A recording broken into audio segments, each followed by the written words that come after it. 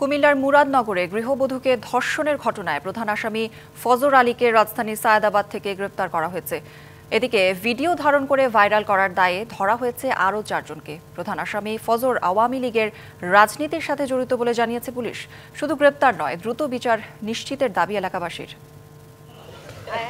গেল ২৬শে জুন কুমিল্লার মুরাদনগরের পাঁচকিত্তা গ্রামের এক গৃহবধূ বাবার বাড়িতে বেড়াতে যান। রাতে ফজর আলী নামের এক যুবক ঘরের দরজা ভেঙে ভেতরে ঢুকে তাকে ধর্ষণ করে। দরজা খিলি ভাঙা লাইছে, পরে খিলি ভাঙা আইছে, আজকে মতন আমার সাথে অনেক অত্যাচার করছে। এ সময় স্থানীয়দের হাতে আটক হন ফজর আলী। কিছুক্ষণ পর সেখান থেকে পালিয়ে যায় সে। ঘটনাস্থলে থাকা কয়েকজন ভুক্তভোগীর ভিডিও ধারণ করে সামাজিক যোগাযোগ মাধ্যমে ছড়িয়ে দেয়।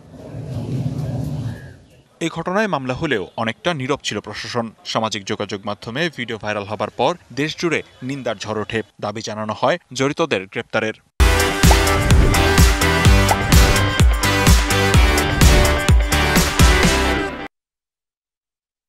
এরপর নড়েচড়ে বসে প্রশাসন। রাতেই ভিডিও ভাইরাল করা রমজান, সুমন, আরিফ ও অনিককে গ্রেপ্তার করা হয়। আর রবিবার ভোরে রাজধানীর সায়েদাবাদ থেকে গ্রেপ্তার করা হয় প্রধান আসামি ফজর আলীকে।